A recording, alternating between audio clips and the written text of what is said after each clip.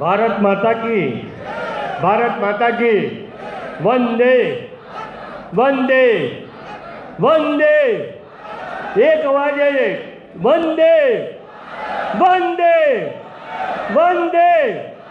नेताजी को जय श्री राम, जय श्री राम, जय श्री राम, जय श्री राम, अरे जय श्री राम, जय श्री राम, जय श्री राम, जय श्री राम, जय श्री राम, जय श्री राम। वंदे वंदे वंदे वंदे वंदे वंदे। भारत माता की। દીપ પ્રાગટ્યથી આપણે કાર્યક્રમની શરૂઆત કરીએ। આદરણીય નંદિનીબેનને વિનંતી કે દીપ પ્રાગટ્ય બાદ આપણે વંદે માતરમના ગાન સાથે આપણે કાર્યક્રમની શરૂઆત કરીશું। ભારત માતા કી, ભારત માતા કી, ભારત માતા કી, વંદે वंदे वंदे मातरम, वंदे मातरम, सुजलाम सुफलाम मलयज शीतलाम शस्य श्यामलाम मातरम, वंदे मातरम। शुभ्रजोत्स्ना पुलकितयामिनीं फुल्लकुसुमिता द्रुमदलशोभिनीं सुहासिनीं सुमधुरभासिनीं सुखदां वरदां मातरं, वन्दे मातरं, वन्दे मातरं। भारत माता की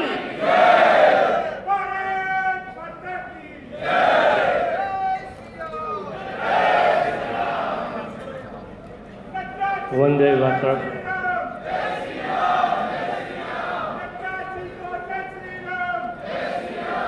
વંદે માતરમના ગાન બાદ શહેરના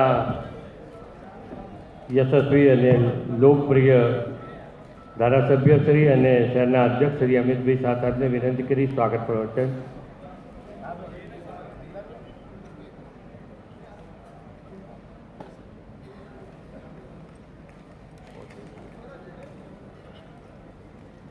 ભારત માતા કી, ભારત માતા કી. આજના આપણા જુદા જુદા મોરચાના કી વોટર્સ સંમેલનમાં આપણી જોડે પધારેલા આદરણીય જેપી નડ્ડા સાહેબ અને મંચસ્થ સૌ મહાનુભાવોનું સ્વાગત કરું છું. મતદાનને ગણતરીના 3-4 દિવસ બાકી રહ્યા છે ત્યારે આપણા કી વોટર્સની આ મિટિંગમાં મહાનગરના સમાવેશ 3 સીટ અમદાવાદ પૂર્વ પશ્ચિમ ગાંધીનગર અને ખેડાના 2.5 લાખ મતદારો આપણા શહેરમાં છે. તેના માટે સ્લીપો થઈ ખૂબ મોટી સંખ્યામાં મતદાન થાય એના માટેના પ્રયત્ન માટેની આ મિટિંગમાં આદરણીય નડ્ડાજીનું સર્વ મહાનુભાવોનું આપ સૌનું સ્વાગત કરું છું. ખૂબ ખૂબ આભાર. વંદે માતરમ. શાબ્દિક સ્વાગત બાદ આપણી પરંપરા મુજબ રાષ્ટ્રીય અધ્યક્ષ યશસ્વી અધ્યક્ષ આદરણીય નડ્ડાજીનું સ્વાગત પ્રદેશના મહામંત્રી શ્રી રજનીભાઈ પટેલ, કેસીભાઈ પટેલ સાહેબ, ક્લસ્ટર ઇન્ચાર્જ નિલેશભાઈ શાહ, સુરેશભાઈ પટેલ અને ડૉક્ટર કિરીટભાઈ સોલંકીને હાથથી સન્માન કરવા માટે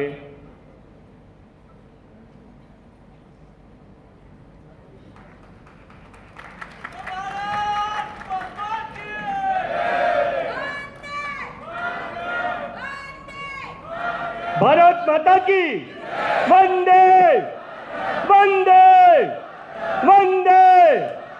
એ જ રીતે શહેરના સહપ્રભારી પ્રદેશના સહકોષાધ્યક્ષ ધર્મેન્દ્રભાઈ શાહ, અમિતભાઈ શાહ સાહેબ, પરેશભાઈ લાખાણી, જીતુભાઈ ભગત અને મેયર શ્રી ખેસ શાલ અને ભગવાન રામચંદ્રની મૂર્તિને બુકે સાથે સ્વાગત કરશે. જય જય શ્રી રામ, જય જય શ્રી રામ. વંદે વંદે ભારત માતા કી. આદરણીય રજનીભાઈનું સ્વાગત હિરેનભાઈ જાદવ કરશે. કેસીભાઈ પટેલનું સ્વાગત અભયભાઈ શાહ કરશે. જગદીશભાઈ પંચાલ માન્ય મંત્રીશ્રીનું સ્વાગત ભાસ્કરભાઈ ભટ્ટ કરશે. શહેર અધ્યક્ષનું સ્વાગત સત્યમભાઈ પટેલ કરશે અને ધર્મેન્દ્રભાઈનું સ્વાગત જયેશભાઈ પટેલ કરશે. ખેસથી સ્વાગત કરી આ કી વોટર સંવાદ કાર્યક્રમની અંદર સમાજના શહેરના ડૉક્ટર, વકીલ, શિક્ષક સેલ, લીગલ સેલ, વેપારી એસોસિએશન મહાજન અને સમાજના શ્રેષ્ઠીઓ, સમાજના મોરચાના સામાજિક અગ્રણીઓ બધા જ ઉપસ્થિત છે. ત્યારે હું કાર્યક્રમના આગલા દોરની અંદર આપણા પ્રદેશના મહામંત્રી શ્રી રજનીભાઈ પટેલને વિનંતી કરીશ કે તેઓ માર્ગદર્શન આપશે. કર્ણાવતી મહાનગરમાં કી વોટર્સ સંવાદ કાર્યક્રમમાં આપણા બધાની વચ્ચે જેઓની પ્રેરક ઉપસ્થિતિ છે એવા દેશભરના કરોડો ભારતીય જનતા પાર્ટીના કાર્યકર્તાઓના માર્ગદર્શક, વિશ્વની સૌથી મોટી પાર્ટી આપણી પાર્ટી ભારતીય જનતા પાર્ટીના રાષ્ટ્રીય અધ્યક્ષ, આપણા સાંસદ પરમ આદરણીય જેપી નડ્ડા સાહેબ, આપણી વચ્ચે ઉપસ્થિત શહેરના સન્માનીય અધ્યક્ષ માનનીય અમિતભાઈ, આપણા માનનીય મંત્રી શ્રી જગદીશભાઈ, બધા નામ લઈ શકાય એમ છે એવા સૌ આપણા મંચ પરના સન્માનીય આગેવાનો. સમયની મર્યાદા છે એટલે હું ખૂબ ટૂંકમાં વાત કરીશ. અહીંયા ઉપસ્થિત સમગ્ર મહાનગરમાંથી પધારેલા વિવિધ મોરચાના સૌ કાર્યકર્તા ભાઈઓ બહેનો, મિત્રો, આપણે સૌ જાણીએ છીએ એ પ્રકારે લોકસભાની ચૂંટણીના આડે ગણતરીના દિવસો, થોડા કલાકો આપણી વચ્ચે બચ્યા છે. ગુજરાત ભારતીય જનતા પાર્ટીએ જે સંકલ્પ કર્યો છે, આપણા પ્રદેશ અધ્યક્ષ માનનીય પાટીલ સાહેબ, આપણા મુખ્યમંત્રી માનનીય ભૂપેન્દ્રભાઈ સાહેબ, એમના નેતૃત્વમાં આપણે સૌ કાર્યકર્તાઓએ નક્કી કર્યું છે કે આ વખતે 26માંથી 26 બેઠકો એ 5 લાખ કરતાં વધારે મતોથી જીતવું, એ પ્રકારના સંકલ્પ સાથે આગળ વધવું, એ દિશામાં જ્યારે આપણે સૌ સાથે મળીને કામ કરી રહ્યા છે ત્યારે આજે આપણું સૌભાગ્ય છે કે સમયની વ્યસ્તતા વચ્ચે પણ પાર્ટીના રાષ્ટ્રીય અધ્યક્ષ આદરણીય નડ્ડા સાહેબ આપણને મળવા માટે, આપણી સાથે વાત કરવા માટે અહીંયા ઉપસ્થિત છે. હું એમનું હૃદયપૂર્વક સ્વાગત કરું છું અને આભાર માનું છું કે ગુજરાતના કાર્યકર્તાઓ માટે એમણે વ્યસ્તતા વચ્ચેથી પણ સમય કાઢ્યો.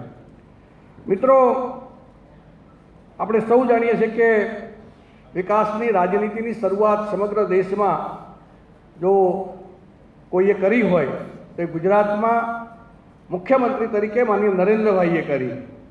અને ગુજરાતના સર્વાંગીણ વિકાસ પછી દેશે જોયું કે ગુજરાત જે પ્રકારે આગળ વધ્યું છે એ પ્રકારે દેશને આગળ વધારવો હોય તો દેશનું સુકાન માનનીય નરેન્દ્રભાઈને સોંપવું જોઈએ, એવું દેશના જનસામાન્યના મનમાં એક વાત ઊભી થઈ.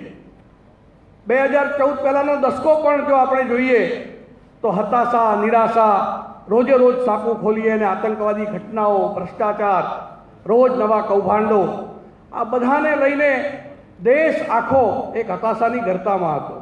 અને એવા સમયે ભારતીય જનતા પાર્ટીએ દેશના વડાપ્રધાનના નામ તરીકે માનનીય નરેન્દ્રભાઈની જાહેરાત કરી અને આખા દેશમાં એક નવી ઉર્જા એ તમે ને મેં મિત્રો એ વખતે જોઈ હતી. 2014માં દેશની જનતાએ સ્પષ્ટ બહુમતી આપી, માનનીય નરેન્દ્રભાઈ દેશના વડાપ્રધાન બન્યા. સંસદને નમન કરીને એમણે આપણને કહ્યું કે હું દેશ તો ભૂતકાળમાં પણ ચાલતો હતો, સંસદ પણ ચાલતી હતી, પરંતુ એ જ રૂટીન વ્યવસ્થાઓ માટે હું નથી. હું આવ્યો છું તો આ દેશને બદલવા માટે અને નવા ભારતના સંકલ્પ સાથે એમણે મિત્રો કામની શરૂઆત કરી. અને આ નવા ભારતથી લઈને આત્મનિર્ભર ભારત સુધીની યાત્રા પાછલા 10 વર્ષના લેખાજોખા એક કાર્યકર્તા તરીકે તમે અને હું સારી રીતે જાણીએ છીએ. અને આજે વિગતે આપણને સૌને માર્ગદર્શન કરવા માટે આપણી વચ્ચે આદરણીય નડ્ડા સાહેબ ઉપસ્થિત છે. હું કહીશ કે જે પ્રકારે માનનીય નરેન્દ્રભાઈએ આ દેશના યુવાનો માટે, દેશની મહિલાઓ માટે, દેશના કિસાનો માટે અને દેશના ગરીબ લોકોના ઉત્થાન માટે જે સંકલ્પથી આપણે પાર્ટીની શરૂઆતથી કામ કરતા હતા અંત્યોદયનું, એને પરિપૂર્ણ કરવા માટે જે પ્રકારે એમણે કમર કસી છે અને આવનારા સમયમાં ફરી એક વખત આ દેશ એ વિકસિત ભારતની યાત્રા તરફ આગળ વધે, સમગ્ર વિશ્વમાં એક સંપન્ન અને સ્વાભિમાની રાષ્ટ્ર બને એ પ્રકારની દિશામાં જ્યારે આ દેશને લઈ જવાના સંકલ્પ સાથે ત્રીજી વખત માનનીય નરેન્દ્રભાઈ દેશનું સુકાન સંભાળવા જઈ રહ્યા છે. દેશ આખાએ મન બનાવી લીધું છે કે આ વખતે ફરી એક વખત 400 સીટો કરતાં વધારે સીટો સાથે દેશના વડાપ્રધાન તરીકે માનનીય નરેન્દ્રભાઈ કામ કરે. એવા સંજોગોમાં ગુજરાતમાં પણ આપણે સૌ સાથે મળીને યશસ્વી પરિણામ લઈ આવીએ એ પ્રકારની દિશા સાથે મળીને આગળ વધીએ. ત્યારે આદરણીય નડ્ડા સાહેબ આપણી વચ્ચે ઉપસ્થિત છે, ત્યારે આપણી અને એમની વચ્ચે વધારે સમય ન લેતા આપણે સૌ સાથે મળીને 7મી તારીખે વધારેમાં વધારે મતદાન ભારતીય જનતા પાર્ટી તરફથી થાય એ પ્રકારનો પ્રયત્ન કરીએ અને એ સંકલ્પ લઈને અહીંથી જઈએ એ વાત સાથે આપ સૌનો ખૂબ હૃદયપૂર્વકનો આભાર. ભારત માતા કી જય. આભાર રજનીભાઈ સાહેબ. પરિશ્રમની પરાકાષ્ઠા કરી અબકી બાર 400નો પારનો નારો સર કરવા માટે દેશનો પ્રવાસ કરી આજે આપણી વચ્ચે રાષ્ટ્રીય અને યશસ્વી અધ્યક્ષ આદરણીય નડ્ડાજી ઉપસ્થિત છે. હું એમને વિનંતી કરીશ કે તેઓ આપણને માર્ગદર્શન આપશે. બોલો ભારત માતા કી, ભારત માતા કી, ભારત માતા કી. વંદે વંદે વંદે. ક્યારે ઘીની નદીઓ વહેતા જોઈ છે ખરા? હા, અમે એ જ ઘીની વાત કરી રહ્યા છીએ કે કે જે તમે ખાવામાં ઉપયોગ કરો છો. ગુજરાતમાં એક ગામ એવું છે કે જ્યાં ઘીની નદીઓ વહે છે, સાથે સાથે સ્વિમિંગ પુલ પણ ઘીનો બનાવવામાં આવે છે. અહીં કોઈ વાત મજાકની નથી, પરંતુ શ્રદ્ધાની વાત છે. કહેવાય છે કે ગાંધીનગર પાસે રૂપાલ નામનું એક ગામ આવેલું છે. આ ગામમાં વરદાઈ માતાનું મંદિર છે. પાંડવોના સમયથી જ અહીં એક પલ્લીની રચના કરવામાં આવે છે કે જે પલ્લીની અંદર લોકો ઘી ચડાવીને પોતાની માનતા પૂરી કરતા હોય છે. લોકોની માનતાઓને આસ્થા એટલી બધી વધારે હોય છે કે પલ્લીમાં ચડતા ઘીને કારણે આખા ગામમાં ઘીની નદીઓ વહેવા લાગે છે. હવે સવાલ થાય કે એટલું બધું ઘી આવે છે ક્યાંથી? તો જે પણ વ્યક્તિની માનતા હોય એ 5 કિલો, 10 કિલો કે 15 કિલો ઘી માતાજીની પલ્લી પર ચડાવે છે અને પોતાની માનતા પૂરી કરે છે. આ રીતે ગામ આખું ઘીથી તરબોળ થઈ જાય છે. આ તો શ્રદ્ધાની વાત છે, પરંતુ માતાજી આવી રીતે ઘીનો બગાડ કરવાનું ક્યારેય ન કહી શકે. હા, શ્રદ્ધા પૂરી કરવા માટે આપણે પલ્લીમાં ઘી ચડાવવું જ જોઈએ, પરંતુ આવી રીતે ઘીનો બગાડ કરવો એ યોગ્ય નથી. કહેવાય છે કે આ ઘી કે જે રસ્તા પર હેમખેમ પડ્યું હોય છે એને કેટલાક ગરીબ લોકોમાં વિતરણ કરી દેવામાં આવે છે. રસ્તા પર પડેલું આ ઘી ખૂબ જ ગંદા સ્વરૂપમાં હોય છે, જે ખાઈને ઘણાના સ્વાસ્થ્ય પણ બગડી શકે છે. માતાજીની શ્રદ્ધાનો સવાલ છે તો આપણે જરૂરથી પલ્લીમાં ઘી ચડાવીને આપણી માનતા પૂરી કરવી જોઈએ, પરંતુ આવી રીતે ખરેખર ઘીની નદીઓ વહેડાવી ન જોઈએ અને તેમને બાળકોના પોષણ આપવા માટે ઉપયોગમાં લેવું જોઈએ. સદીઓથી આ પ્રથા ચાલી રહી છે, તેની સાથે લોકોની આસ્થા જોડાયેલી છે અને આસ્થા ખરેખર સાચી પણ છે. પણ ભગવાન જ કહીને ગયા છે અને આપણા શાસ્ત્રોમાં પણ લખ્યું છે કે અન્નનો બગાડ ક્યારેય કરવો ના જોઈએ. એ ખરેખર ભગવાન જ છે. અહીં ઘીનો બગાડ આપણે ચોખ્ખો જોઈ શકીએ છીએ, તો ખરેખર આ બાબતથી આપણે થોડુંક જાગૃત થવું જોઈએ. ગુજરાતમાં આજે પણ 10% થી પણ વધારે લોકો કુપોષિત છે અને કુપોષિત બાળકોનો જન્મ પણ થયા રાખે છે. માતાને ચડાવવામાં આવતા ઘીથી ઘણા બાળકોને પોષણ મળી શકે એમ છે, તો આવા ઘીનો ઉપયોગ ગુજરાતમાં કુપોષિત બાળકોને પોષણ આપવા માટે કરવો જોઈએ. આ બાબતે તમારું શું માનવું છે? કોમેન્ટમાં જરૂર જણાવજો. आज के इस ई वोटर्स के कार्यक्रम में कर्णावती में मंच पर उपस्थित हमारे बहुत ही प्रिय और वरिष्ठ नेता कर्णावती महानगर के अध्यक्ष श्री अमित भाई शाह जी, हमारे प्रदेश के महामंत्री और हमारे वरिष्ठ सहयोगी रजनी भाई पटेल जी, हमारे धर्मेंद्र भाई Shah ji, state core treasurer Shri Sanjay भाई पटेल जी, हमारे इंचार्ज कर्णावती महानगर के श्री मयंक भाई नायक जी, श्री के.सी. पटेल जी, श्री प्रतिभा भवेन जैन जी, श्री नलेश भाई शाह जी, श्री सुरेश भाई पटेल जी, श्री किरीट भाई सोलंकी जी, श्री जगदीश भाई विश्वकर्मा जी, श्री मनीष भाई पटेल जी, सभी कर्णावती के महामंत्रीगण और हमारे सभी विधायकगण, मंचासीन विधायकगण, वरिष्ठ नेता सभी, और यहाँ उपस्थित देवी और सज्जनों, हमारे युवा साथी और मीडिया के मेरे साथी, प्रिंट मीडिया और इलेक्ट्रॉनिक मीडिया के मेरे साथी, मेरा ये सौभाग्य है कि मुझे आज यहाँ इस की वोटर्स के कार्यक्रम में आप सब लोगों के साथ वार्तालाप करने का, बातचीत करने का सौभाग्य मिला है। मैं सबसे पहले तो आयोजकों को धन्यवाद देता हूं कि उन्होंने मुझे ये मौका दिया और आप सबके साथ में यहाँ हूँ। हम सब जानते हैं, जब हम गुजरात की चर्चा करते हैं तो हम हमेशा भव्य गुजरात, समृद्धशाली गुजरात, विकासशील विकसित गुजरात और अग्रसर गुजरात, इस प्रकार से हम सब लोग गुजरात को देखते हैं। और इसलिए हम ये कह सकते हैं कि गुजरात ने देश का नेतृत्व कई मायनों में किया है। और जब मैं कई मायनों में कहता हूँ तो चाहे फिर संतों के दृष्टि से देखा जाए, सोशल रिफॉर्मर्स की दृष्टि से देखा जाए, रिलीजियस रिफॉर्मर्स की दृष्टि से देखा जाए, सामाजिक न्याय दिलाने की दृष्टि से देखा जाए, गुजरात हमेशा अग्रगणी पंक्ति में खड़ा रहा है, जिसने देश को नेतृत्व दिया है। और अगर मैं आज़ादी की दृष्टि से भी देखूं तो चाहे महात्मा गांधी का आज़ादी के संग्राम में जो योगदान रहा और जो हमें आज़ादी मिली उसमें एक प्रमुख भूमिका रही, वह भी हम सब लोग जानते हैं। और साथ ही साथ हम यह भी जानते हैं कि आज़ादी मिलने के पश्चात एकीकृत भारत, यूनाइटेड इंडिया, इसको भी गुजरात के नेतृत्व ने सरदार वल्लभ भाई पटेल ने हम सबको दिया। और आज हम प्रधानमंत्री मोदी जी के नेतृत्व में भारत को एक विकसित भारत के संकल्प के साथ आगे बढ़ा रहे हैं, ये हमारा सौभाग्य है। अभी रजनी भाई चर्चा कर रहे थे कि आत्मनिर्भर भारत, अभी वो चर्चा कर रहे थे कि किस तरीके से चीज़ों में परिवर्तन आया है। मैं इतना ही कहूँगा, दो बातें कहना चाहता हूँ जो, क्योंकि आप सब की वोटर्स हैं और की वोटर्स सिर्फ अपना ही वोट नहीं डालते, उनके माध्यम से हजारों लोगों के वोट का एम्प्लीफिकेशन होता है। इसलिए सिर्फ आपके ध्यान में लाना चाहता हूँ, क्योंकि मैं भी राजनीति में पिछले 40-50 साल हो, 40 साल तो हो ही गए, और हम रिप्रेजेंटेटिव तरीके से लगभग 30 साल से मैं काम कर रहा हूँ।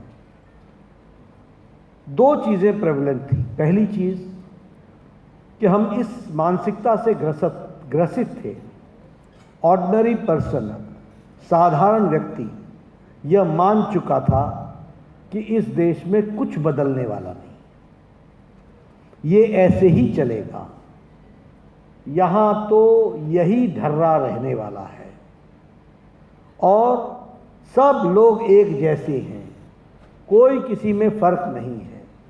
ये political narrative, political discourse, political चर्चा, राजनीतिक चर्चा आम थी। प्रधानमंत्री मोदी जी ने आज देश में यह कॉन्फिडेंस, ये साहस दिलाया है और सब लोग मानते हैं कि भारत बदल गया है, अब विकसित भारत की ओर चल पड़ा है, उसके तरफ हम। दूसरी बात, जब हम राजनीति की बात करते हैं तो आज पॉलिटिकल कल्चर भारत का मोदी जी के नेतृत्व में बदल गया है। पॉलिटिकल कल्चर बदल गया, पॉलिटिकल डेफिनेशन बदल गया, यानी हमारी परिभाषा बदल गई, हमारी सोच बदल गई, हमारी कार्यशैली बदल गई और हमारे देश को आगे बढ़ाने के रास्ते भी बदल गए। अब आप राजनीतिक दृष्टि से देखिए, 10 साल पहले क्या होता था? पॉलिटिक्स ऑफ अपीजमेंट, तुष्टीकरण की राजनीति, पॉलिटिक्स ऑफ डिवीजन, विभाजन की राजनीति, पॉलिटिक्स ऑफ कास्ट, कौन कास्ट का है, अगड़ा है, पिछड़ा है, नदी के इस पार का है कि नदी के उस पार का है, मेरे ज़िले का है या मेरे ज़िले से बाहर का है, मेरे कमिश्नरेट का है या किसी और कमिश्नरेट का है। यानी जितने भी डिवीजन के स्कोप हो सकते थे वो राजनीतिक भाषा के चाल चलन में थे। आप देखिएगा, हम लोग चर्चा करते थे ये इस मजहब का है, ये इस मजहब का है, यानी डिवाइड एंड रूल। और इसके साथ साथ अपीजमेंट की पॉलिटिक्स, वोट बैंक पॉलिटिक्स, ये हम लोगों ने उस समय का ऑर्डर ऑफ द डे देखा था, ये हमने उस समय के जीवन को देखा था। लेकिन 10 साल में मोदी जी ने इन सब को एक तरीके से चुनौती देते हुए आज भारत में सिर्फ विकासवाद की राजनीति शुरू हो गई। Politics of development and politics of inclusive development, सबका डेवलपमेंट,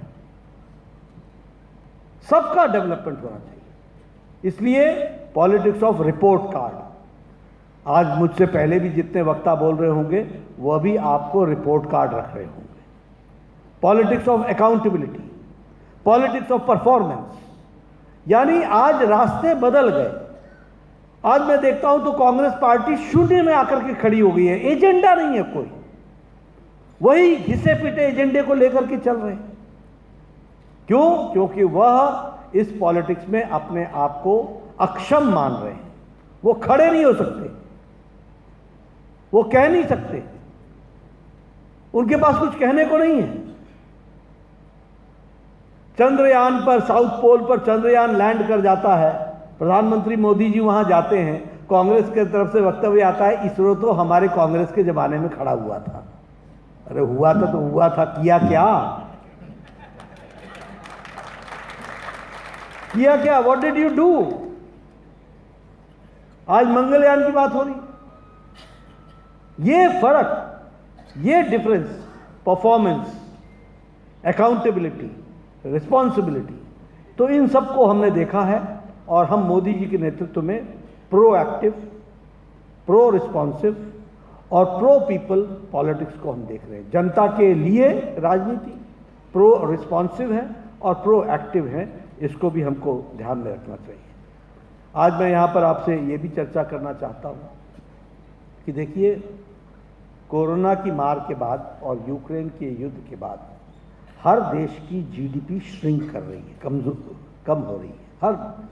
अभी रिजल्ट आया कि जीडीपी अमेरिका का फर्स्ट क्वार्टर का अप टू द मार्क नहीं है।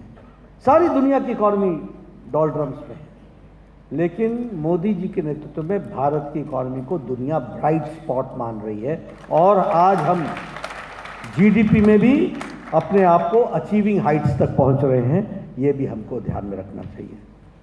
मैं जब चर्चा करता हूं तो ये भी बताना चाहता हूं, अमेरिका हो, जापान हो, रशिया हो, यूरोप हो, ऑस्ट्रेलिया हो, सबकी इकॉनमी डॉलड्रम्स में है, सबकी इकॉनमी प्रॉब्लम्स में है और प्रॉब्लम का कारण है कोरोना की चपेट के बाद का उभरना और दूसरा यूक्रेन का वॉर और सप्लाई चेन के इश्यूज, बाकी सारे इश्यूज।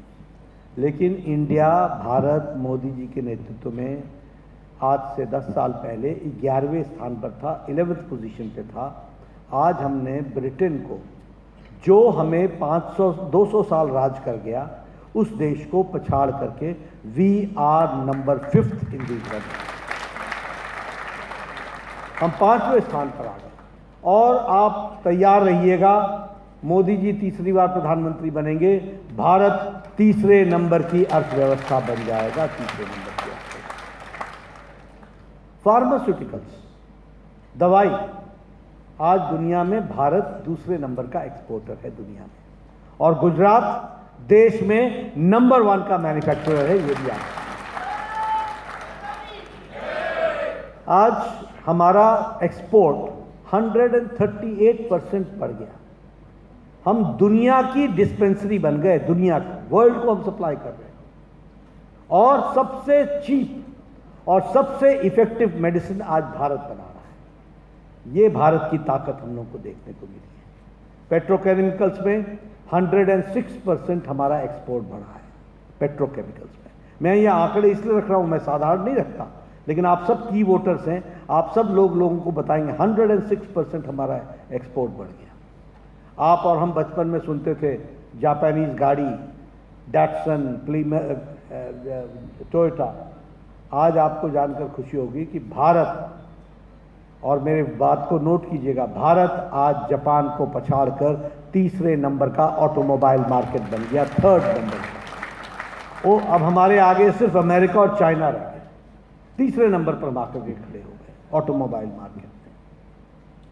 डिफेंस के एक्सपोर्ट्स में हम लोग अगर देखें तो उसमें भी हम लोगों ने बहुत अपने आप को आगे बढ़ाया है। और मैं तो कई बार, प्रधानमंत्री जी ने मन की बात में भी कहा और वैसे भी उन्होंने भाषण में भी कहा, हम लोग 10 साल पहले दिवाली में पूजा करने के लिए भी गणेश जी चाइना से लेके आते थे। आज हम टॉय इंडस्ट्री में तीसरे नंबर पर खड़े हैं और एक्सपोर्ट में हम तीसरे नंबर पर खड़े हैं। तो इस तरीके से विकास के दृष्टि से हम काम को आगे बढ़ा रहे हैं। मैं यहाँ आपके साथ ये भी चर्चा करना चाहूँगा, आप सबके पास मोबाइल है, चेक कर लीजिएगा। आज से 10 साल पहले उस मोबाइल पे लिखा होता था made in China, made in Taiwan, made in Japan, made in Korea. आज आप सबके मोबाइल पे लिखा है मेड इन इंडिया। दुनिया में मोबाइल मैन्युफैक्चरर्स में नंबर 2 और 97% मैन्युफैक्चरिंग आज भारत में हो रही है। ये हम सब लोगों ने देखा है।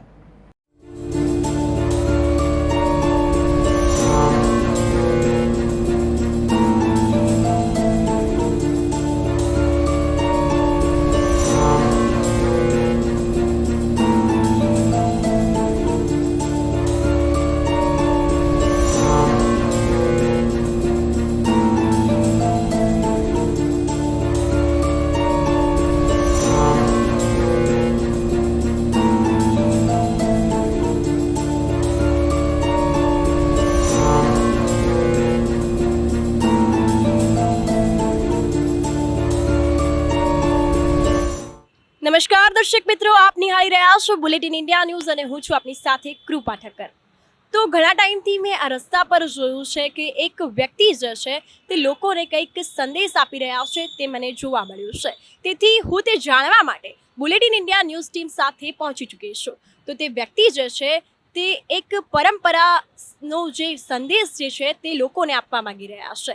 તો રૂપાલ ગામ છે જ્યાં 5000 વર્ષ જૂની પરંપરા ચાલતી આવી છે. વરદાયની માતાજીને ઘી અભિષેક પરંપરા જે છે તે ચાલી આવી છે. તો તે અંતર્ગત તે વ્યક્તિ જે છે તે લોકોને કંઈક સંદેશ આપવા માંગી રહ્યા છે, તે આપણે જાણીશું.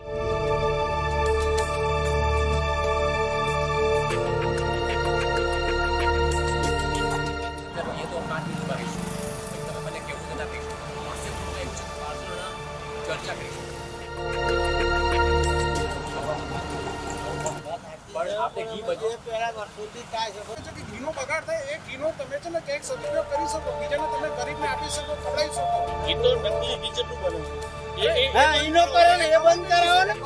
આજે કરતા હોય ને આ બધું કેવું થાય છે. નકલી ઘી બંધ કરાવો, નકલી ઘી બંધ કરાવો. બંધ કરાવો, લોકો કસી વાળા ઢોર જાય છે એ બધું બંધ કરાવો. એ ગવર્મેન્ટ પ્રોબ્લેમ છે. આ તો આ એ જ થયું ને તમે એક ઢંડો લઈને ફરો છો તો એટલું કરો ને. એમને શું કહ્યું કે તમારી માનતા પૂરી કરશે માતાજી, પણ એક ચમચી ચડાવશો તો બાકીની પહોંચ પડાવો, તો પણ લોકો પહોંચ પડાવવા નથી માંગતા. આજે તમારો જે મત છે ને, તમે જે કહો છો, તમે અંદરથી જે મત તમે બહાર લાવશો ને, એક 4 જણા સાંભળશે અને એમાંથી એક જણ શીખશે. 4 ની શીખ એ જ કહીએ આપણે. એક જણ શીખશે એટલે એક જણ એમાંથી ઇમ્પ્લિમેન્ટ કરશે. પછી આ જે કરવાનું એ નહીં કરતા. આપણો આવરું શું કામ ધંધો? આ વસ્તુ તો 11 મહિનાથી આ લોકો ગાયું પકડે છે, કસી વાળે જાય છે, એવું તો કોઈ નહીં કરતા. તો હવે તેની રાહ જોવાની. તો એ ગવર્મેન્ટની અંદર નહીં આવતું. મને તમે નહીં માનો, સરપંચની ઓફિસમાં બેઠો તો મને કીધું કે આવતા વર્ષે જીવતા હોય ને તો મને કહેજો હું તમારો ગુલામ થઈશ. એક જ મહિનો બાકી રહ્યો છે. મારા વિડીયોમાં છે, યુટ્યુબના વિડીયોમાં છે, એ ભાઈ મને એવું કહેતા હતા કે ધારો કે તમે આવતા વર્ષે મળો મને તો હું તમારો ગુલામ થઈશ. એક જ મહિના પછી મારો ભાઈ કે મારા ગુલામ થવાનો છે.